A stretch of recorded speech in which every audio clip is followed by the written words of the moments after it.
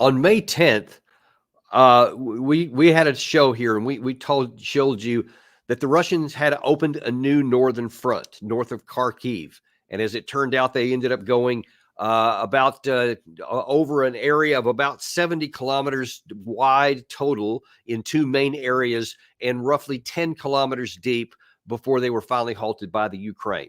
The problem is that though Ukraine did in fact get Russian enough troops up in there to stop the bleeding relatively quickly, it has opened up some additional dangers for the Ukraine side, dangers which are not evident on the surface. We're going to get into that today. I'm going to do something a little bit different than I typically do. Instead of talking at the 30,000 foot level or at their strategic view, we're actually going to get down into the nitty gritty on the ground here and look at the tactical situation, because of course you can't divorce tactics from strategy, and that's going to inform what's possible from the strategic view. Because no matter how much many of our Western leaders try to disengage those two things, it does matter what the reality on the ground is, and you can spin things only so long before reality finally pokes its nose into what you're doing.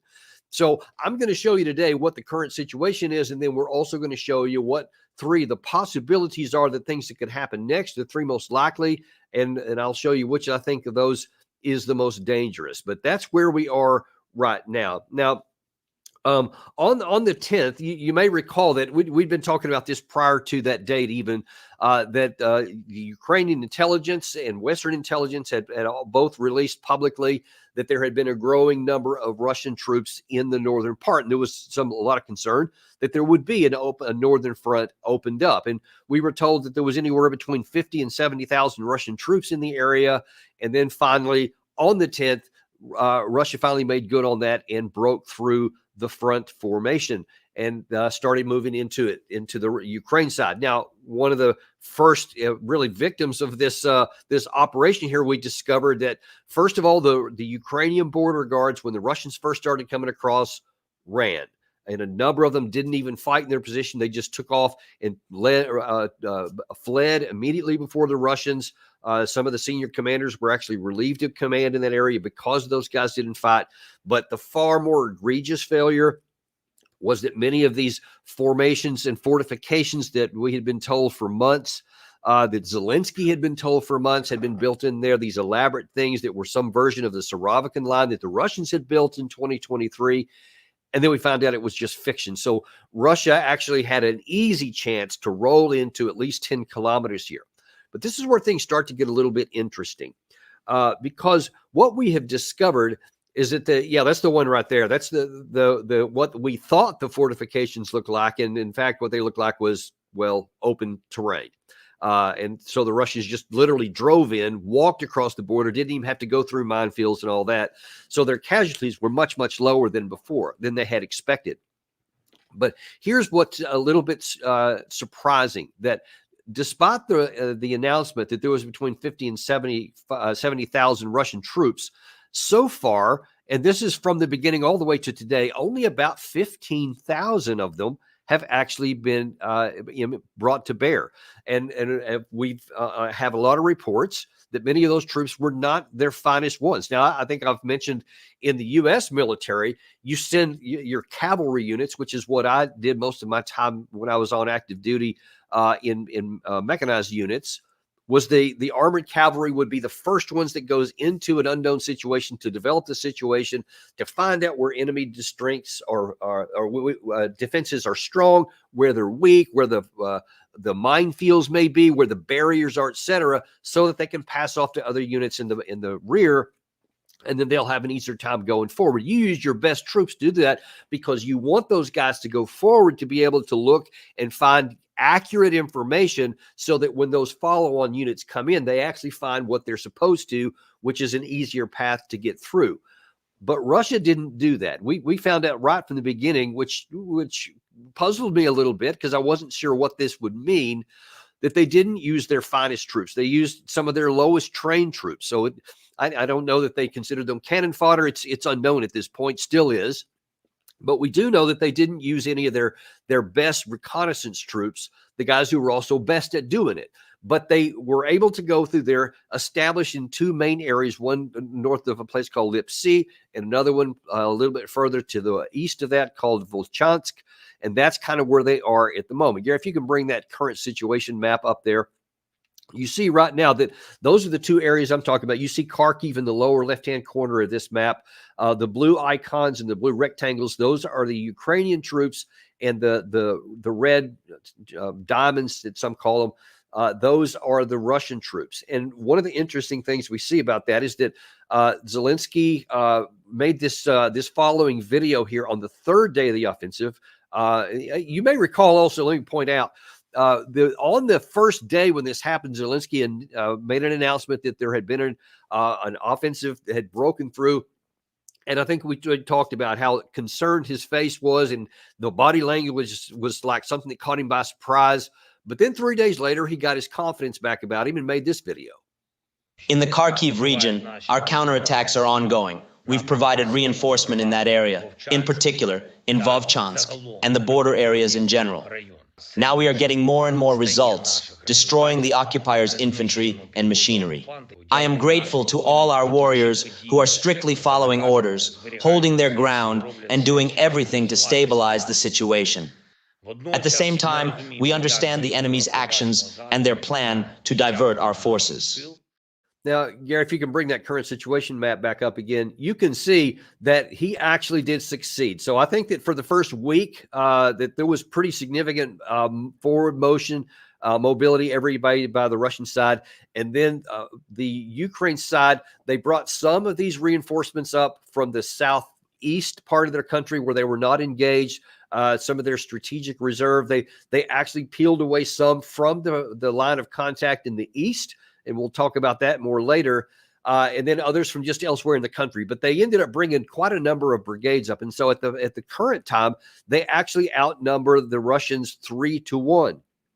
And so that has succeeded in stabilizing the front. So Zelensky was correct and accurate in that regard, in that those guys have stopped any further southern momentum. Now, there's been continued actions along the line, but this is where we already start to come into some of the problems, and it illustrates the very significant difficulties that the Ukraine side has actually fighting the war.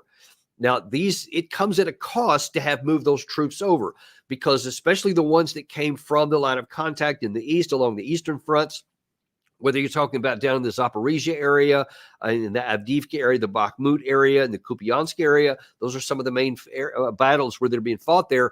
They weakened the defensive troops in that area. They couldn't afford to take an entire brigade out because they just didn't have enough troops that are trained already and ready to go. So they had to weaken some of those by taking squads or even platoons out of some of the other brigades, a bunch of them, and moving them up into there, forming a coherent unit, and then trying to plug the gaps in there. Now, because Russia didn't do the standard situation where you use reconnaissance troops to set the stage and then immediately bring on heavier forces, they only brought in a few of the reconnaissance troops and then stopped. So there haven't been more troops come in. So one of the first questions is, what are those other 35,000 assorted troops doing that are still on the northern side of the border? Where are they going to held, or where are they going to go to? That also exposes that now then most likely Ukraine has used up all of its strategic and theater reserves. They probably don't have any more to put anywhere else. So if any new fires break out anywhere, then you're going to have some real problems. And so the first issue we look at here is, what is the Russian side doing now? Because Ukraine has a 3-1 advantage manpower in that area, it appears that they're going to try to do some what's called active defense, where they're going to try to drive the Russians back on their side of the border and take them out. Now, in an isolation, that's exactly what they should do. That's what military operations would call for, is to try, and as fast as you can before they get dug in, move them out. Here's part of the problem. We already saw that once they got down to just north of Lipsy, in the eastern part of that, and in the western part to the river that bisects the middle of Volchansk, that we started seeing evidence that Russia was digging in. Instead of putting more troops in there and to try to push further, they actually started digging in what they had and building more fortifications in the area to be able to defend. So it implies that the Russian intent was not to continue to move forward. Now, I've seen many of the Western analysts say, oh, this is evidence of a failure of Russia. They overstepped. They thought they were capable of more than they not. They got stopped in the current area. And certainly they have stopped. But the question is, were they forced to stop, or was this the plan? Because as this video from Weeb Union points out, there's a problem even with the current line. It is clear from the footage that the Russian Air Force advantage is so significant that despite the artillery being the main weapon, it is not nearly as accurate or heavily firepower based as the Air Force is capable of. And the Ukrainians do not have the necessary air defense to deal with this. So no matter how many soldiers the Ukrainians end up sending to the Kharkiv direction, they're just sending more and more soldiers within the range of the Russian Air Force. And that is exactly the objective of the Russian army with this offensive operation. So you see that it's starting to develop a situation not unlike what the Russians did last year in Bakhmut and earlier this year in Avdiivka, where they turned them into what was variously called meat grinder operations. The point being that you wanted to draw your opponent into an area to defend it or to try to attack it, is the case here. And then when they come into your kill zone because you have superior firepower, then you unleash that. And right now, on the Russian side, with those big FAB bombs that you saw in the first clip there, and certainly with artillery and other glide bombs, that there's nothing that the Ukraine side can do to stop it. So even though they have a 3-1 advantage, and Russia is belatedly trying to dig in, and Ukraine has been effective with some of their drone support to try and take out some of the Russian side, they have had some success. I've seen, in fact, one particular video where an engineering vehicle that is used to dig trenches was taken out by a Ukrainian drone, but there's just not enough of them. And so when they continue to move into these tree lines, and you can see that even though they've had this 3-1 advantage for a number of days now, they have not been to materially push those lines back to the front because the firepower is just so big. And again, this resurfaces the problem of manpower. You're probably tired of hearing me say this kind of thing, but wars are won with men, not machines, not money. You can keep getting money from the Congress or from the European Union or from all these other places in the world, but folks, you can't do anything to create manpower. And unless the West truly does send its own armed forces into Ukraine, and I certainly argue they should not do that. It's not a wise point to do. But if you don't do that, then there's no way you can redress the problem with manpower. Ukraine has now already, by all accounts, if not completely exhausted its defensive, its reinforcement capacity in theater. It's very close to doing so. And so I think that right now there are three main possibilities as to what the Russian side can do. We're going to look at those in just a minute. But one other thing I wanted to show you, also from a report earlier today on Military Summary Channel, told this. If you remember, and as you mentioned, Russians, at least the first phase of the Kharkiv offensive operation, mainly were operating with light infantry and artillery. And starting of this previous night and the previous date, we started receiving significant number of updates of how the Russians were redeploying significant number of armored vehicles and tanks to the line of combat contact. So most likely the Russians are about to finish or have already finished the preparation of the second phase of the Kharkiv offensive operation. See, now that's probably going to cost Zelensky and Syrskyi and their other generals some concern, because if only 14,000 troops were able to push in and hold those two positions there, and now then they see reports where a large amount of armor has been offloaded, the question is, what next? Where is that armor going to go? And does Ukraine have the capacity to flex other reinforcement of battalions or brigades to be able to stem the tide should that come? Now, as I see it, there's maybe three main ways that this can go, and I want to bring those up there. So, Gary, again, if you can bring up the current situation here, this one right here is where things are at the moment. This is where Russia has made its firmest, its complete penetration into the about 10-kilometer zone up to Lipsy on the left and to Volchansk on the right. That's where we are right now. So the map then that showed where they may go next is the one I want to look at. So there are three main options I want to get. Here's option number one, and that is that, and this is zoomed back out here. So let me tell you a little bit about what you're looking at first. You see that red triangle or diamond formation in the middle there, just north of Belgorod. That's roughly where the imagery is saying that they saw a lot of armored vehicles coming off. So somewhere up north of there is a Russian formation. Probably it's quite spread out. I doubt very seriously whether it's all together, because that would make too easy of a target. And Ukraine does have the ability, despite what some say in the press, to actually strike in Russia, and they've been doing that for a while now. But if they move toward the border, the question is going to be, where are they going to move? Now, the blue icons on the bottom side there is the location, the best estimate for open source information and sources as to where the Ukraine military are. And you see that they rushed up, and you can see depicted there, there's a 3-to-1 at least advantage in armor and mechanized armor, and also artillery on the southern side there to try to keep those Russians there, if not push them back.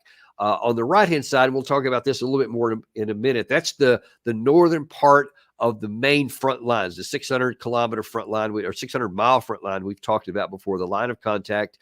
That's the Kupiansk area, which we'll come back to in a little bit in a while. But look to the left. The upper left is what I want you to focus on right here. You see Sumy in the upper left-hand corner there. Part of it's covered over. The city of Sumy is the marker on the map is covered over by one of those rectangles. You have a couple of brigades up there, 3 total in the whole northern part of the country. And the question is, if Russia starts to move in the direction of Sumy, what is going to happen? Now, I said that there was 35,000 troops that were unaware. Earlier today, the Minister of Defense, the new Minister of Defense for Ukraine, said that actually it's not just 35,000 troops we have to worry about, but somewhere between 200,000 and 300,000 more Russian troops in the northern part, which could open up. He said that, they had lots of needs. That's why he was saying they had, they need more air defense, they need more artillery, all those kinds of things. But he said he's just kind of laying the foundation here and saying he's concerned that there could be months of really tough fighting in the coming months here. Now, one of the reasons why I've told you in the past that I think that there's maybe a 50-50 shot that the Ukraine army itself could break before the end of the summer. This is part of the reason why. Now, I didn't even know about the presence of this 200,000 alleged, and we'll use the smaller of those numbers provided by, again, the Ukrainian military. This is not some, propaganda from the Russian side. This is what the Ukrainians themselves are saying. Their Minister of Defense. Don't forget that point. If there is such a formation and they start to move, and Gary, go back to that number 2 map again, the one with Sumy in there, and you see there, if they make a move in this part where this big arrow is here, it is unclear how the Ukraine side can stop them. If there were no fortifications that were dug in along the Kharkiv area, just north of the second largest city in the country, it seems unlikely that there's going to be substantial formations and defensive positions in this area here.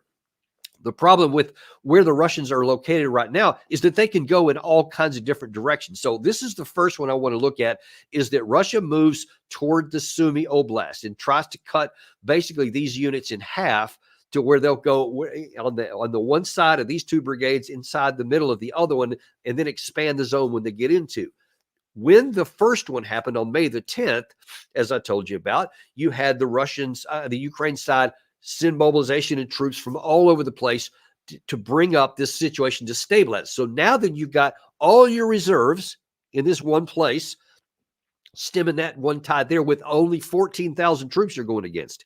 If genuinely there are another 200,000 plus elsewhere, and now then they come across, and this time it's not just the bad, some of the lesser trained troops, but some of their well-trained troops and in larger numbers, you can see there could be a big problem pretty quick, because where would the Ukraine side get its mobilization or troops from this time? It's too early to get troops from the mobilization. They've only just recently signed that law and started to apply it. And I think if you've been paying any attention at all, you understand that a lot of these troops, a lot of these kids are running from this in the Ukraine side because they view this as a death sentence, many of them.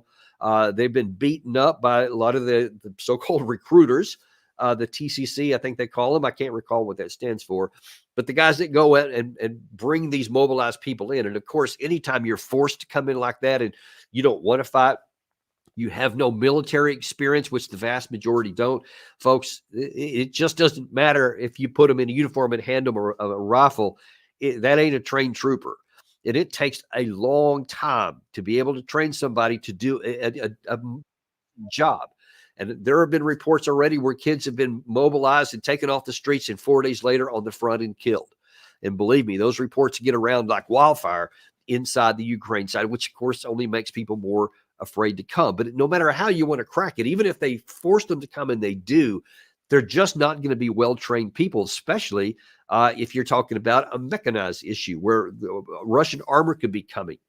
And even though the Russian side has not been really good at big aerial movements since the first 3 weeks of the war back in 2022, if you're coming in where there aren't any defensive positions and there are very few troops, it doesn't take much to break through that. So that's the first big area of risk for the Ukraine side, is that Russia puts a big push in the Sumy area.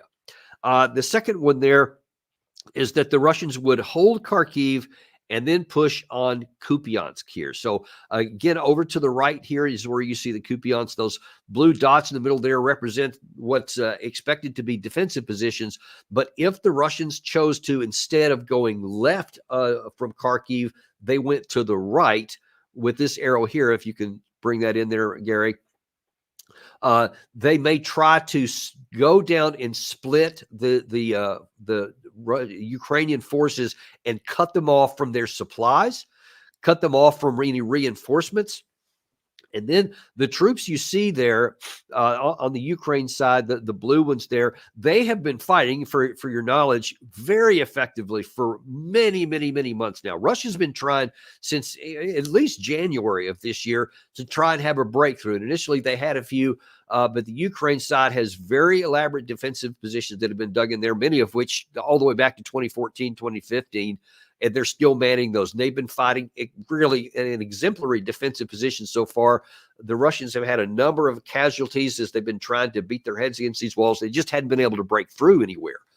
But if now then they have isolated and basically pinned down all the Ukrainian forces in the north, in the north central, and all along the contact line there, and they thinned themselves out, all these areas. And now then Russia comes in again from a new direction in the north, where they split the forces in the blue side there, and then they potentially could come in from behind these troops, and then they would be facing from basically three directions. And I can just tell you that is an enormously difficult task for the defenders to be able to fight in the direction where you've been getting all your supplies from, because all your defenses are built to the forward side.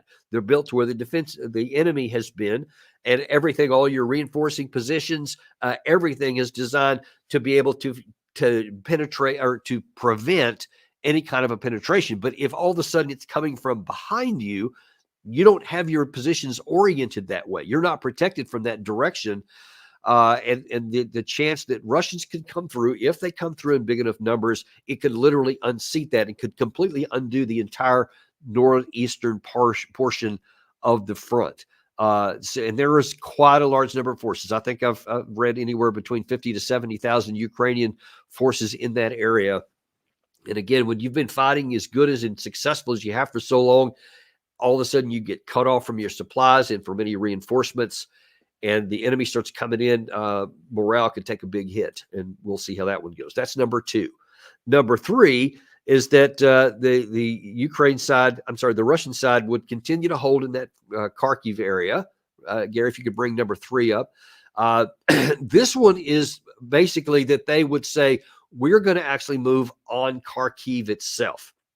And in this one, some of the new troops would actually be brought up in between the two existing formations. As you can see there, that red arrow in the middle would be the introduction to some of the new troops that we saw that were talked about there by the Military Summary channel where the armor had been coming off, which is not far north of that very spot there. And then instead of coming in either in the Sumy area or in trying to split the Kharkiv area, the Kupiansk area, they would go just basically to the east and to the west of Kharkiv city where they have. So they'll hold in the middle to not allow the Ukraine forces to disengage and to try to get the new penetrations. They'll keep as much forward pressure that they can. Meanwhile, they'll bring in new forces to try to make new penetrations, breach minefields if there are any, or any of the other fortifications. And then they'll, instead of trying to capture the city of Kharkiv, they'll basically try to cut it off. And the real issue with that is that by doing so, in both of these, the left and the right directions there, is that you cut off the supplies to the city from both directions. And so it additionally will cut off the supplies to even these eight brigades that are currently defending there, because their supplies come from the west, and especially in the northern part there. And if you cut that off, then the only thing left is the southern routes, which are much more difficult to get to and much more time consuming. And then if the penetrations push far enough down, they don't have to just try and capture the city. Look, Kharkiv is huge. It's 1 million people. It would take hundreds of thousands of troops to actually try to take, and that would be really a foolish move for the Russians. And I don't think that they're going to make it, because they didn't even have enough troops allocated for such a task in the initial invasion in 2022. A lot of people said they tried to capture Kiev. They never actually tried to capture Kiev because they didn't have enough troops. What they probably tried to do was have a huge show of force, like what's called a Thunder Run. The United States actually did that in Baghdad in 2003, where a single battle group of M1 tanks made this, what they called a Thunder Run, where they drove all the way through a lot of the defenses and just had a big show of force with a relatively small number of tanks, and scared all the Saddam Hussein and all of his henchmen, and they ran. Basically, just the sight of American tanks in the capital city was enough to scare them, and they quit. It's maybe worth a try, but it was I think a strategic blunder of very high order for the Russians to base their operations on the hope that something like that worked, because as it turned out, it was a spectacular failure, tactical as well as strategic. And it really just gave the Ukraine side all kinds of motivation and courage to continue fighting. And I think it's cost at least a couple of years of fighting that's why they're still fighting today. So I don't think they'll repeat that mistake, but they do have enough forces allocated if the Ukrainian Minister of Defense's numbers are accurate, to isolate the city. And if you can move down a certain area and protect your flanks and cut off the supplies to the city, you can literally just starve it of support for the military, and eventually force its capitulation. You don't even have to invade it, because the Ukraine side won't be able to invade and get you off there. But you can isolate that and cut it off from the battlefield, and by doing so, severely interdict all of the forces on the front line there. And Gary, if you can go to the rest of the front line map there, that illustrates maybe the bigger risk of it. Not that one, Gary, but the other one there, where the rest of the front, I think it was called. Keep going. That one. That's the one. This is the snapshot of the current situation on the front line, as it's been for well over a year right now. So all the blue icons are squished up in there on the Ukraine side, then the red ones on the Russians, of course. They've been able to largely hold this, although really since January, February, the Russians have been methodically moving forward more and more, and they've been taking more and more territory, even sometimes if only by half meter a day. Periodically, they'll go even more than that, and get a kilometer or 2 kilometers occasionally. But it's now also kind of slowed back down. But it's still in a what they call positional warfare. Lots of firepower, lots of bombs, lots of FABs, artillery, drones, infantry attacks, all kinds of things like that, all designed from the Russian perspective to continue to deteriorate the integrity of the Ukrainian army. Their issue, as Colonel Bo said on our show earlier today, is not primarily to take territory. It's to weaken the enemy's ability to hold it, so that at some point it could actually break And then, like a dam, the thing could just collapse and fall apart, and the Russians could float in. That would be their idea here, and that's appears to be the path that they're on right now, because their primary objective is the infliction of casualties on the Ukrainian side, and that's certainly what they're doing. But even with that, the Ukraine side has been able to maintain that pressure. Gary, put that map back up there again, please. And you see that this line has relatively held with. Especially looking back in this, you can hardly see any difference at all. But in that north there, and you can see even on this version of the map here, you see Kharkiv in the center, the very top center of that map. And if Russia comes down with 2 new thrusts and just surrounds Kharkiv, then all of those northern routes become cut off, and the entire, not just Kupiansk, but the entire formation there is going to start now having a real hard time when it comes to getting just normal resupplies. And we already know that they don't have as many artillery shells, still 1 to 5, even with the stuff the U.S. has added. It's still maybe 1 to 5, 1 to 4, no more than that. But now if even that starts getting cut off, if they don't get the reinforcements, if they don't get food, if they don't get enough water, if they are not able to move reinforcements, and again, you see that this first incursion in the north of Kharkiv has almost completely taken all of the Ukrainian reserves from the whole theater. They just don't have any more units to move around. So if you now get the infusion, just imagine that number. According to that same source there's roughly 500,000 Russian troops in Ukraine at the moment that are fighting this in all the different fronts. If you add 40% more of that, and you don't have any more of the Ukraine side to add, it's very difficult to understand how they would be able to maintain that.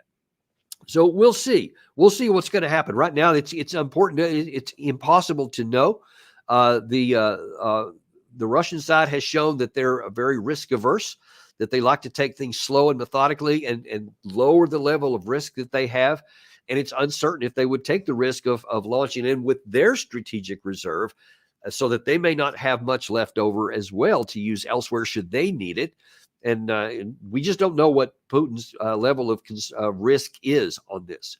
But we do know that what I've shown you here are 3 different options, that if Russia chooses any of these, it's going to be real hardship for the Ukraine side. And I honestly don't know how that they can survive intact any of these 3. And if Russia comes in numbers, any of these 3 places that I've told you here, it is going to be very, very difficult for Ukraine to hold on. It doesn't matter how much courage they have, how much heart, how many weapons we give them, how many artillery shells. You just can't hang on if you don't have enough men. And that's the issue. I know Ukraine's trying to mobilize men, but I'm telling you, it almost doesn't matter how many they put in uniform. They would need a half year at the least of trying to hold the line and training these guys out of contact to have a legit shot at having them useful to come in. And I don't see them doing that.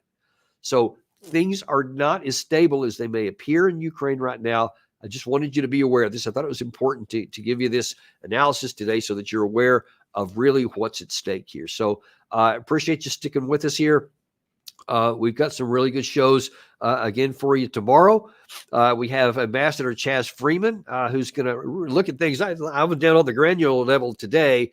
He's going to be up at the 30,000 foot level tomorrow, looking at things both to Russia and China, actually, in a ways that you're not going to want to miss there. There's some really troubling things that, again, folks, you're not going to get this anywhere else. So if you really want to know what's going on and what the risks to your country are, tune in tomorrow for Chaz Freeman, and we'll have that on there. One other thing that I'm going to show you, again, I mentioned it earlier today. We're real excited about something we're about to unveil and show to you, where you can be a part of our show here. And I mean an actual part, and engaging back and forth with me and with Gary sometimes, and some of our other guests, if we have some guest hosts on there, to where you can become a member of our organization. The Daniel Davis Deep Dive Army is what we're calling it. You can enlist up into that and join. And there's lots of perks that come along with that. There's exclusive content. There's videos that only you'll get to see, that others won't get to. And the part that I'm personally the most excited about is the fact that you're going to get to interact with us. And because I see your comments in the comments all the time, and only rarely do I get a chance to actually talk about it, especially during the show. But now then we'll actually have some focused time on a regular basis to where we can actually engage back and forth. You can tell me what you think. I can reply back to you. And, some of your other friends, I know a lot of you are getting a little community there, which I absolutely love. This is just going to give you a chance to go to that next level. Be watching close because we're going to come out with that information very soon. So in the meantime, thanks for showing up today. Do like and subscribe, and I'll see you on the next episode of Daniel Davis Deep Dive.